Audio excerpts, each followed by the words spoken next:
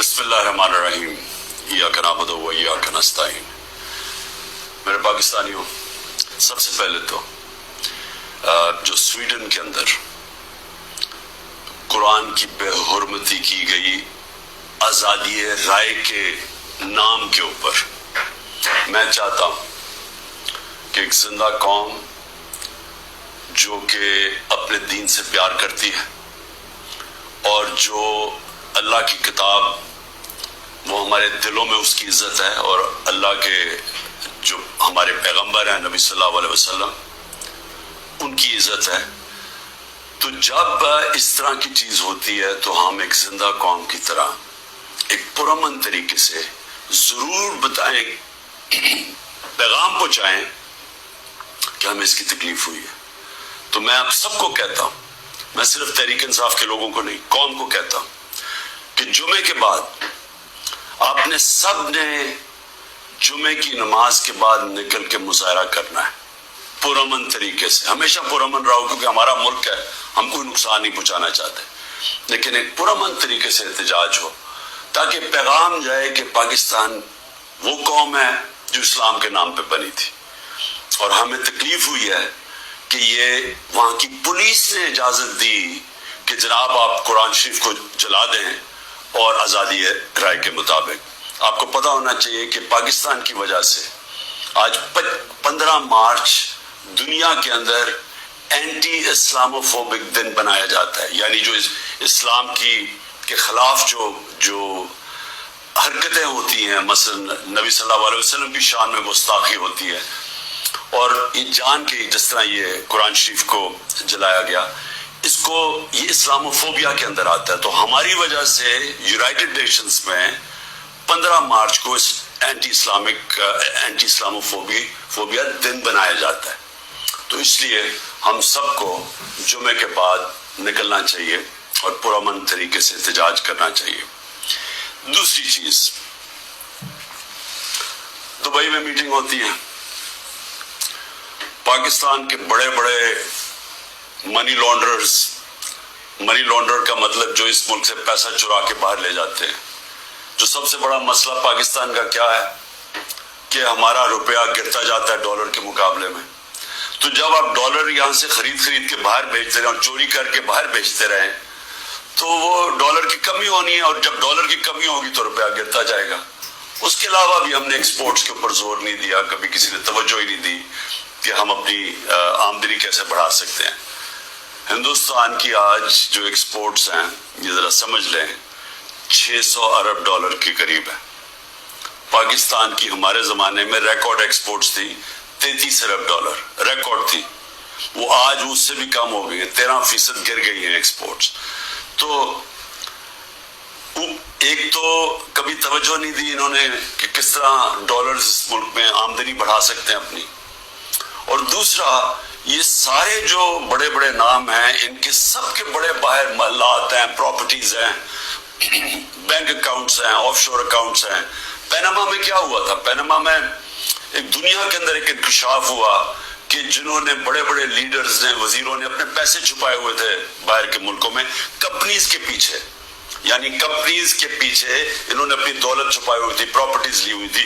उसमें नवाज शरीफ की प्रॉपर्टी पकड़ी गई, मरियम नवाज उसकी मालिका निकली और वो लंदन के सबसे महंगे इलाके में अरबों रुपए के इन्होंने प्रॉपर्टीज ली हुई थी, जो जिसको मेफेयर अपार्टमेंट्स कहते हैं। तो वो इंकशाफ हुआ, तो पैसा यहां से चोरी होकर गया था क्योंकि अभी तक एक रसीद नहीं बता सके कि पैसा बाहर निकला कैसे, किधर से आमदनी आई। बेटे की आमदनी, बेटे का जो घर है हसन शरीफ का, जो उसने बेचा मलिक रियाज को, उसकी कीमत तकरीबन 18 अरब है आजकल के जो पाउंड, और 45 मिलियन पाउंड्स जो तकरीबन 17-18 अरब रुपया बनता है। तो वो किधर से पैसा आया तो ये कोई नहीं बता सकता। बेटे यहां से बाहर भाग गए क्योंकि वो बता नहीं सकते थे। उसी तरह जो सरे महल से जरदारी ने खरीदा वो भी यहां से पैसा बाहर गया, उदैबा पेपर मिल वो भी पैसा बाहर। तो ये सब इकट्ठे हो गए और सारे इकट्ठे होके बंदर बांट पाकिस्तान की है कि अच्छा सिंध उसको दे देंगे, कराची फलाने को दे देंगे, सेंट्रल पंजाब कोई और आ जाएगा, फिर नई पार्टी जो बनी है उसको भी कोई सीटें मिल जाएंगी, फजल रहमान को उधर पख्तूनख्वा में दे देंगे, और ये बस ये खिचड़ी पक जाएगी। तो ये सारी बंदर बांट दुबई के अंदर हो रही थी कि जिस तरह की कोई सौदा नहीं हो रहा होता किसी के ऊपर, ये सौदा हो रहा था पाकिस्तान का। और किस तरह जो सबसे बड़ी पार्टी है खौफजदा है कि उसको कैसे बाहर रखना है, जिसमें इमरान खान की इनको गुनगुने ख्वाब आते हैं कि ये पता नहीं कि वापस ना आ जाए, तो उसको कैसे जेल में डालना है। तो मैं जो आज आपके सामने ये चीज रखना चाहता हूं कि कौन से केसेस हैं जरा आप समझ लें, क्योंकि मैं तैयार हूं, इन्होंने हो सकता है कल पता नहीं मेरी 17-18 बेलें हैं, एक बेल कैंसिल होगी जेल में चला जाऊंगा कल, नहीं तो उसके बाद फिर अदालत में मेरा चक्कर है, उसके बाद 2 दिनों के बाद फिर होऊंगा। तो किसी टाइम पे भी मैं इन्होंने प्लान बनाया हुआ है मुझे जेल में डालने का। तो मैं ये चाहता हूं कि पहले आप समझ जाएं कि ये कौन से केसेस हैं, जिन केसेस के अंदर मैं सिर्फ आपको 7 केसेस बताता हूं जिन्होंने ये जेल में मुझे डालने की कोशिश कर रहे हैं, ताकि आप सबको पता चल जाए। और वो मैं इसलिए चाहता हूं क्योंकि मीडिया तो सारा कंट्रोल्ड है, तो इन्होंने तो वो एकदम मीडिया में पकड़ना है और शोर मचा देना है कि जी इमरान की चोरी पकड़ी गई, तो या चोरी पकड़ी गई, या ये कत्ल, एक कत्ल जो जैसे मैं शुरू करता हूं कि इसने कत्ल कर दिया किसी वकील को। तो मैं चाहता हूं कि वो 7 केसेस पहले आप समझ लें, ताकि आपको समझ आ जाए कि एक तरफ अरबों रुपए के ये मनी लॉन्ड्रर्स के ऊपर केसेस हैं, शहबाज शरीफ के ऊपर 24 अरब रुपए की करप्शन केस में जिसका अंडर ट्रायल था, जब जनरल बाजवा ने बचा के तो इसको वजीर आजम बना दिया। उसके अलावा जो नवाज शरीफ की अभी तक कोई नहीं बता सका, वो जो इसकी मेफेयर की पार्टनर्स, बेटों के पास पैसा, और ये तो सामने है, बाकी में तो हमें पता ही नहीं है कि कितनी इनकी बाहर प्रॉपर्टीज हैं। उसी तरह जरदारी का है, उसकी भी सारी बाहर इनकी प्रॉपर्टीज पड़ी हैं। तो एक तो यहां से पैसा चोरी करके बाहर ले जाने के इल्जाम है। अब दूसरी दफा देखेंगे मेरे ऊपर 170 से ज्यादा केसेस हैं, लेकिन वो केसेस हैं क्या? तो मैं पहले शुरू करता हूं क्वेटा का केस। कत्ल होता है एक वकील का 6 जून को 10:30 बजे सुबह। अब वो ये समझे कि मुझे इस केस का पता ही नहीं है, ये कोई किसी वकील ने मेरे ऊपर केस किया होता है कोई गद्दारी का, वो यानी उसका कोई मुझे नोटिस ही नहीं आया, मुझे पता ही नहीं उस केस का। पता तब चलता है जब एकदम पता ये जी कि क्योंकि इतने ज्यादा केसेस थे, तो ये केस तो किसी को अहमियत ही नहीं, किसी ने मुझे कहा कोयटा में केस है, मुझे पता ही नहीं था। तो उस वकील का कत्ल होता 10:30 बजे, 11:30 बजे पुलिस में रिपोर्ट होता है। 2:22 में शहबाज शरीफ का जो मशीर होता है वो स्टेटमेंट देता है कि इमरान खान ने इस वकील को कत्ल किया। अब ये समझे कि सिर्फ कत्ल में 10:30 से और 2 बजे के अंदर वो फैसला कर लेते हैं कि इमरान खान ने कत्ल किया। उसके बाद क्या होता है, उसके बेटे को उठा के ले जाती है पुलिस। उस बेटे को 12 घंटे से ज्यादा पुलिस अपने पास रखती है। वो अगले दिन जाके अगले दिन की दोपहर को वो कहता है कि जी इमरान खान इस कत्ल में मुलव्वस था। लेकिन फिर क्या होता है, उसकी जो बीवी होती है, वो जो दूसरी बीवी होती है, वो कहती है कि फैमिली के लोगों ने कत्ल किया इसको।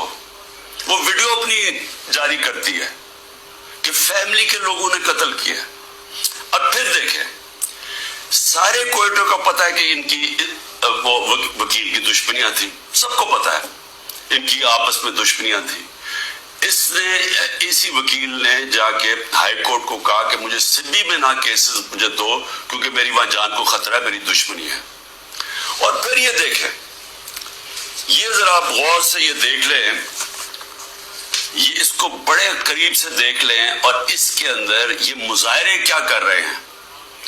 इनका कत्ल होता है और ये कत्ल में कहते हैं कि ये कत्ल उस वकील ने उसके वकील की तरफ से या उन्होंने किया, उसका नाम लिखा हुआ है कि वो इस कत्ल में मुलव्वस था।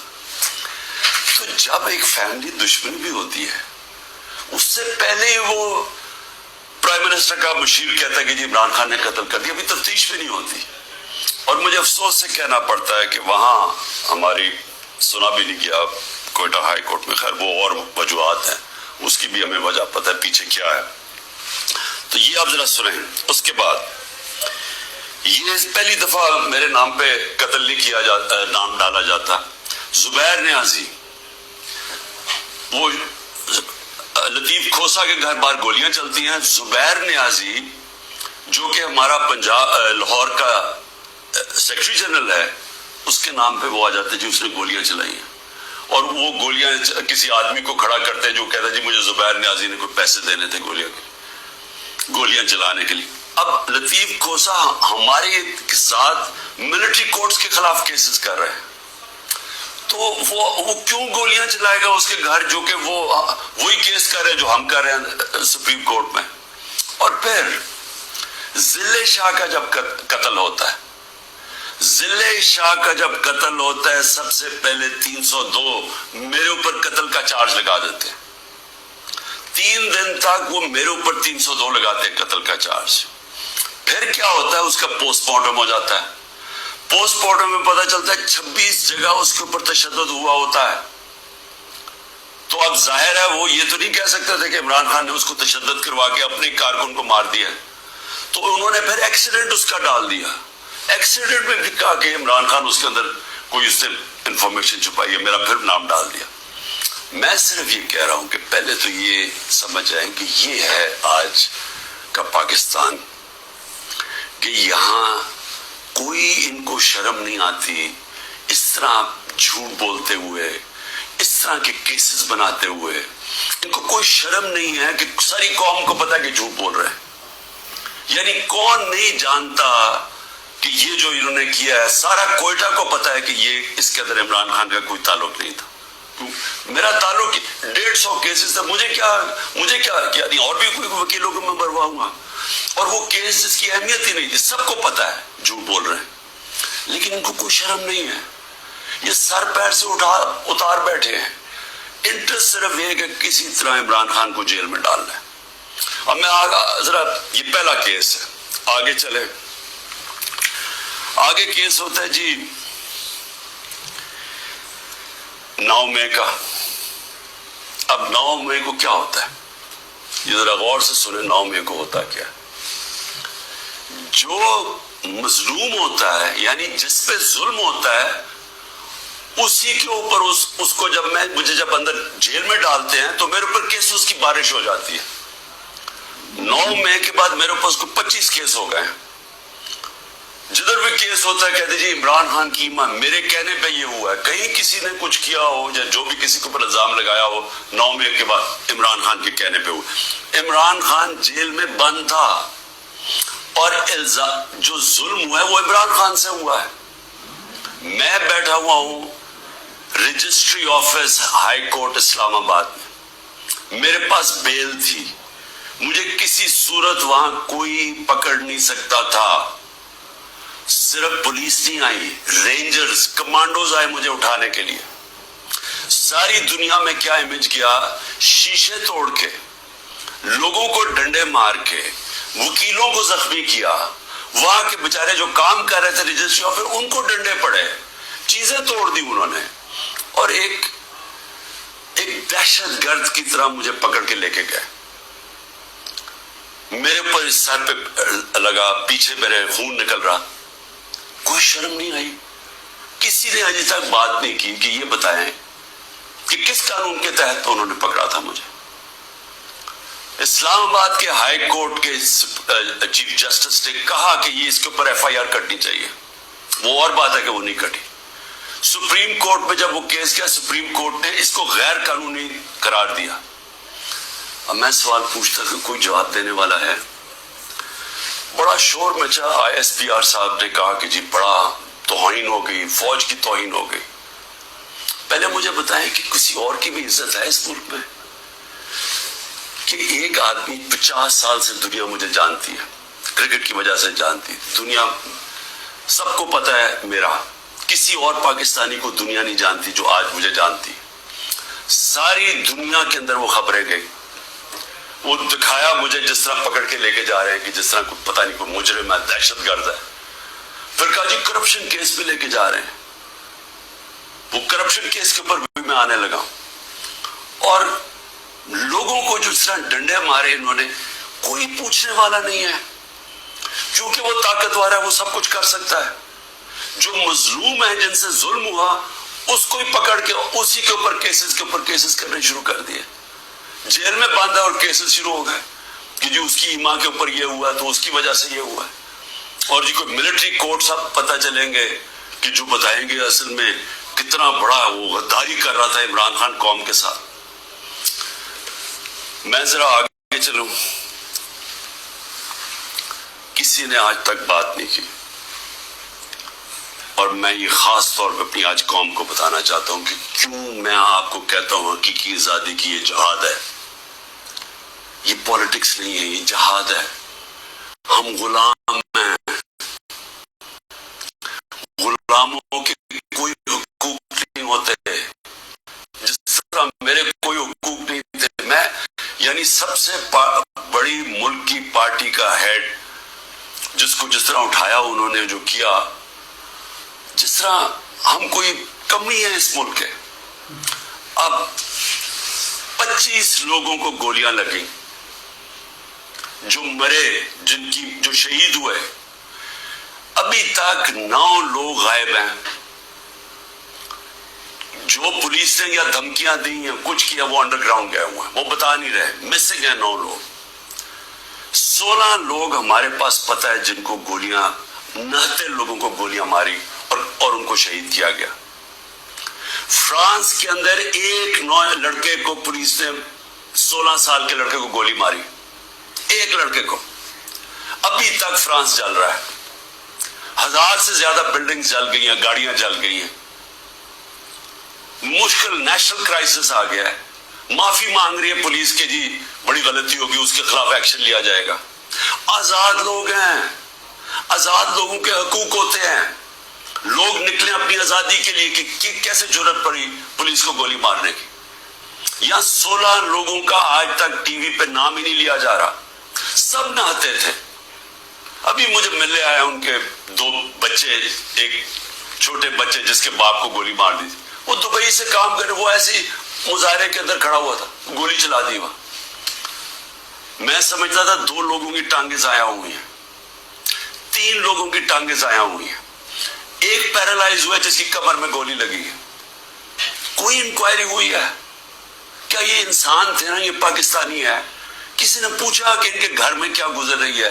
یہ عام لوگ تھے, ان کے بیوی بچے تھے, ماں باپ تھے. کوئی بات ہی نہیں کر رہا. جی بلڈنگ جل گئی.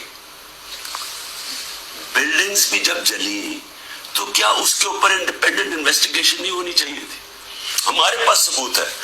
میں اس لیے کہتا ہوں اوپن عدالت کے اندر ٹیلی وائز مجھے سامنے لایا جائے. میرے پاس اب ثبوت آ گئے ہیں. میں یہ ثابت کروں گا کہ یہ سارا پری پلان تھا.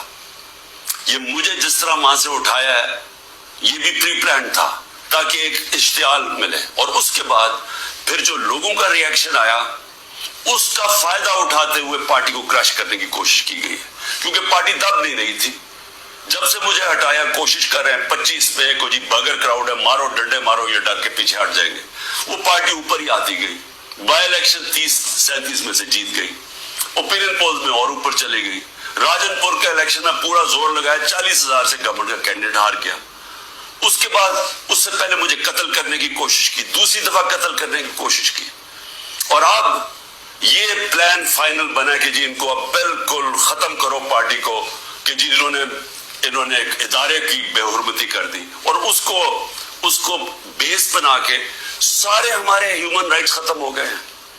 سب کو جس کو مرضی پکڑو, پولیس پھر رہی ہے جسے مرضی پکڑ. جی آپ کا وہ اس میں نام آ گیا وہ جیو فینسنگ میں, اس لیے جناب وہ اچھا اتنے پیسے دے دو, 15 لاکھ سے شروع ہوتے ہیں, 10 لاکھ, اچھا پیسے دے دو تو ہم آپ کو چھوڑ دیتے. پولیس پیسے بنا رہی ہے. ہر جگہ لوگوں کو پکڑ رہے ہیں.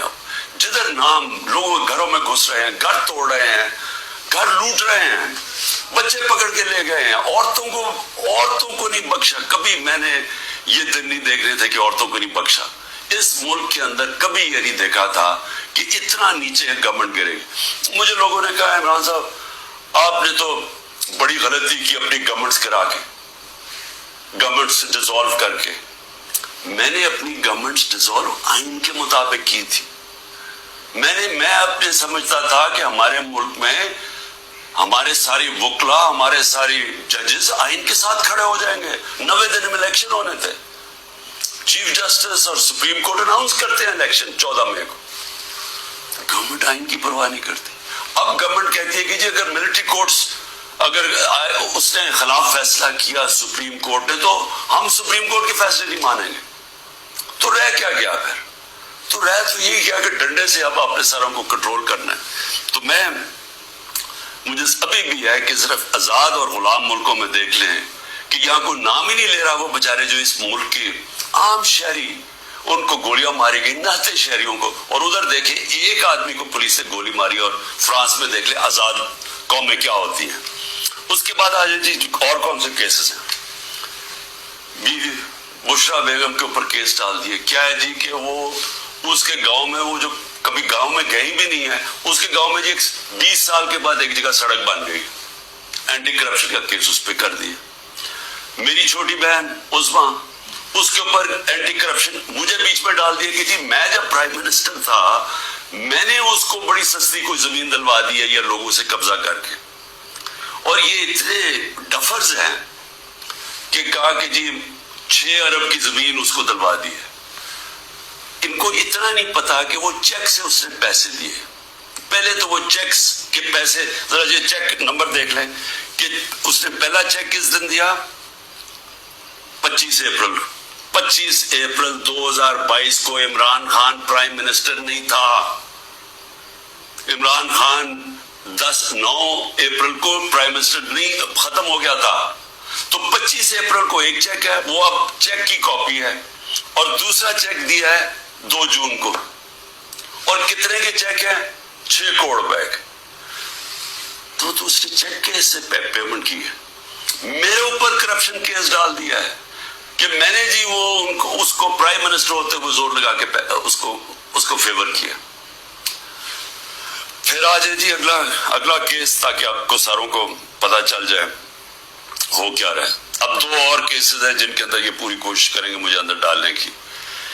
وہ نیب کے کیسز ہیں. ایک ہے القادر کا جس میں انہوں نے مجھے پکڑا تھا، اور دوسرا ہے توشہ خانہ. ابھی القادر کا کیس کیا ہے ذرا یہ غور سے سمجھ لیں پھر سے، کیونکہ میں چاہتا ہوں کہ ساری قوم کو سمجھ آ جائے. وہ کیس یہ ہے کہ ایک کیبنٹ فیصلہ کرتی ہے، کیبنٹ کے سامنے ایک فیصلہ آتا ہے کہ اگر ایک ملک ریاض فیملی اور ایک انگلینڈ کے national NCA national crime agency, ان کے بیچ میں ایک فیصلہ ہوتا ہے. وہ کہتے ہیں پرائیویٹ، ان کے بیچ میں فیصلہ ہوتا ہے. وہ یہ کہتے ہیں کہ اگر آپ، ہماری کیبنٹ کے سامنے آتا ہے کہ اگر آپ اس کو فیصلے کو کانفیڈینشیل رکھیں گے، صرف کیبنٹ سے، عدالت سے نہیں، اگر کیبنٹ پہ کانفیڈینشیل رکھیں گے تو 190 ملین پاؤنڈ پاکستان میں آ جائے گا سپریم کورٹ کے اکاؤنٹ میں. اور لیکن اگر آپ اس کو کانفیڈینشیل نہیں رکھیں گے تو آپ کو انگلینڈ کے اندر کیس کرنا پڑے گا، سول کیس جو 5-6 سال چل سکتا ہے. اور آپ کو ثابت کرنا پڑے گا، آپ کے اوپر ہوگا کہ آپ نے ثابت کرنا ہے کہ وہ پیسہ منی لانڈرنگ کا ہے. ہمیں وہاں کیبنٹ کے اندر پہلے بھی بتایا گیا کہ $100 ملین پاکستان کا بیرون ملک کیسز کے اندر بہ گیا ہے، ہار چکے ہم کیس. $100 ملین ہماری بڑا برا ریکارڈ ہے باہر کیسز کا. اور وہ بھی 5-6 سال لگنے تھے، جبکہ اب وہ پیسہ سیدھا آپ آ جانا تھا اور پاکستان میں 190 ملین پاؤنڈ آ جانا تھا. کیبنٹ فیصلہ کر لیتی ہے. بعد میں کہتے ہیں کہ جی وہ تو کسی اور مد میں جانا چاہیے تھا، وہ جانا چاہیے تھا گورنمنٹ کو، سپریم کورٹ کو نہیں جانا چاہیے تھا. بھیا کیبنٹ آج جا کے سپریم کورٹ کو کہے کہ جی وہ پیسہ دوسری طرف ٹرانسفر کرے اور ہم ثابت کر دیں گے کہ یہ پیسہ منی لانڈرنگ سے، تو آج بھی کر سکتے. کیا چیز روک رہی ہے ان کو؟ پیسہ تو پاکستان آ گیا ہے. اور کہہ یہ رہے ہیں کہ اس سے 7 مہینے پہلے جو کہ القادر یونیورسٹی جو چیریٹیبل ٹرسٹ ہے ادھر چل رہے ہیں، ادھر مفت تعلیم اس طبقے کو دی جا رہی ہے جو بچے کبھی یونیورسٹی تعلیم نہیں لے سکتے، مفت تعلیم ان کو مل رہی ہے وہاں. یہ کہہ رہے ہیں کہ میں نے القادر کی وجہ سے کوئی فیور کروا دیا. ساری کیبنٹ کا فیصلہ، وہ سب نے یونینمس فیصلہ، وہاں لا منسٹر بیٹھے ہیں، وہاں کیبنٹ سیکرٹری بیٹھا ہے، وہاں ادھر فائنانس منسٹر بیٹھے ہیں، وہ سب نے فیصلہ کیا. لیکن عمران خان نے اس لیے کیا کیونکہ اس کو القادر میں عمران خان کو کیا فائدہ ہے؟ مجھے یہ بتائیں کہ وہ القادر کے ٹرسٹ میں لکھا ہوا ہے کہ 1 روپیہ نہیں مل سکتا ٹرسٹیز کو، جس میں عمران خان اور بشرا بیگم ہے. جس طرح نمل یونیورسٹی کے ہمیں کوئی پیسہ نہیں مل سکتا، جس طرح شوکت خان ہمیں نہیں مل سکتا. یہ چیریٹیبل ٹرسٹ ہے. کہہ رہے ہیں کہ میں نے اس کی وجہ سے اس کو فیور کر دیا. بھئی آپ اگر فیور کر دیا، آپ آج جا کے سپریم کورٹ میں ریٹ کر دیں کہ یہ پیسہ ادھر ٹرانسفر کر دیں. پیسہ تو پاکستان آ گیا. ایک ہی القادر ہے. دوسرا ہے جناب توشہ خانہ. توشہ خانہ کیا ہے؟ ذرا غور سے سن لیں. 70 سال سے قانون یہ ہے کہ جب گفٹس ملتی ہیں پرائم منسٹر کو، پریزیڈنٹ کو، آرمی چیف کو، منسٹرز کو، جن کو بھی جب گفٹس ملتی ہیں تو وہ کیا ہوتا ہے، وہ سیدھا توشہ خانہ میں جاتی ہیں. توشہ خانہ کے اندر اس کی ویلیو نکالی جاتی ہے. ویلیو کیسے نکالی جاتی ہے؟ وہ ایف بی آر سے علیحدہ ویلیو لیتے ہیں، اور پھر ایک اپریزر ہوتا ہے جو انڈیپینڈنٹ ہوتا ہے، اس سے علیحدہ ویلیو لیتے ہیں. وہ جو ویلیو زیادہ ہوتی ہے وہ آ کے بتاتے ہیں کہ جی آپ نے بتائیں یہ اس کی ویلیو ہے. ان کے زمانے میں 20% دے کے آپ خرید سکتے ہیں اگر آپ رکھنا چاہیں. ہم نے اس کو 20 سے 50% کر دیا کہ آپ 50% دیں، وہ گورنمنٹ کو چلی جاتی ہے اگر آپ رکھنا چاہیں. یہ ہے قانون. میں نے اسی قانون کے مطابق کئی گفٹس لی، کئی میں نے نہیں لی. مجھے یہ بتائیں کہ اس میں نے غلط کام کیا ہے؟ سارا ریکارڈ وہاں پڑا ہوا ہے. جو میں نے گفٹس لی، جو بھی میں نے فیصلہ کیا میں نے بیچ لی ہیں، اس کے اوپر کیپٹل گینز ٹیکس وہ سارا ایف بی آر میں نے ڈکلیئر کیا ہوا ہے. سارا کچھ میرا ڈکلیئرڈ ہے. اس میں نے غلط کام کیا؟ یہ کہہ رہے ہیں کہ جناب وہ اس کی غلط ویلیو دکھا دی. بھئی غلط ویلیو دکھا دی تو ان سے پوچھے جو ویلیو نکال رہے ہیں. میرا تو کام نہیں ہے ویلیو، میں تو نہیں جا کے بیچ رہا، میں تو نہیں اسیس کر رہا. مجھے تو جو ایم ایس جو ہوتا ہے ملٹری سیکٹری آپ کا، وہ آپ کو آگے بتاتا ہے کہ جی یہ اپریز ہو کہ یہ آئی ہے اس کے ویلیو، آپ فیصلہ کر لیں آپ نے لینی ہے نہیں. یہ ہوتا ہے اور یہ پہلے سے چلتا آ رہا ہے. بھئی کون کس نے اس کا ویلیو رکھنا ہے وہ جا کے ان لوگوں سے پوچھے، وہ میرا اس پہ کیا تعلق ہے. یہ ہے توشہ خانہ کا کیس جس پہ کوشش کر رہے ہیں کہ اندر. اچھا، اور کیس کے اندر یہ بھی ذرا سن لیں. ایک توشہ خانہ کا کیس ہے، اس کے اوپر نیب بھی بلا رہی ہے، اس کے اوپر الیکشن کمیشن بھی اس کو اٹھایا ہوا ہے، اور ایف آئی آر بھی کاٹی ہوئی ہے اس کے اوپر. یہ کبھی ہو ہی نہیں سکتا کہ ایک ایشو کے اوپر 3 مختلف جگہ کیسز چل رہے ہوں. تو صرف اور صرف میں اس طرح بتانا چاہتا ہوں کہ یہ جو مذاق ہو رہا ہے میرے ساتھ، اب تک 170 کیس ہو چکے ہیں اور بڑھتے جا رہے ہیں ہر تیسرے دن. لیکن میں جو آخر میں کہنا چاہتا ہوں اپنی قوم سے، دیکھیں جس طرح اب ہم جا رہے ہیں نا، یہاں حکومت نہ کسی آئین کی پرواہ کر رہی ہے، کوئی آئین کی فکر نہیں ان کو.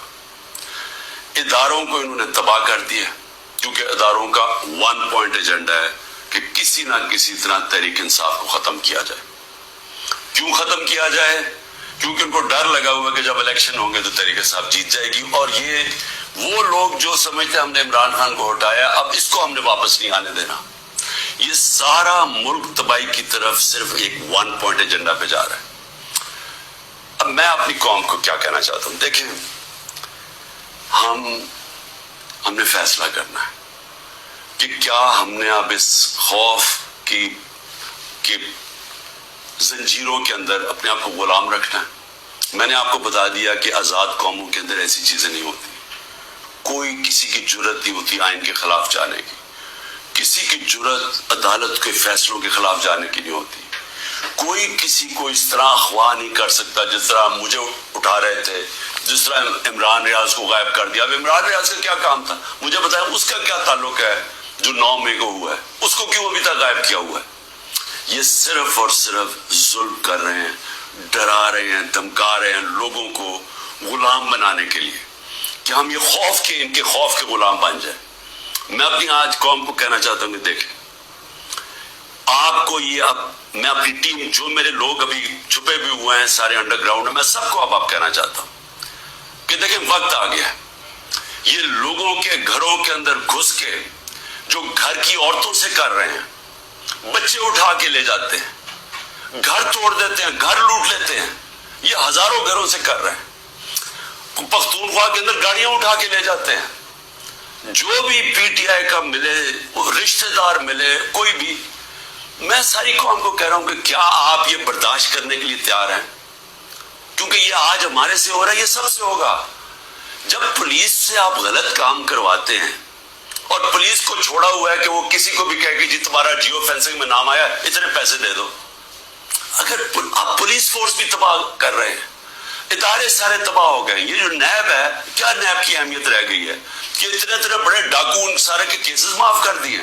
جو 3 گاڑیاں آصف زرداری نے چوری کی ہیں توشہ خانہ سے, 1 گاڑی نواز شریف نے چوری کی ہے, 1 مریم نواز نے چوری کی ہے, ان کو کوئی پوچھ نہیں رہا.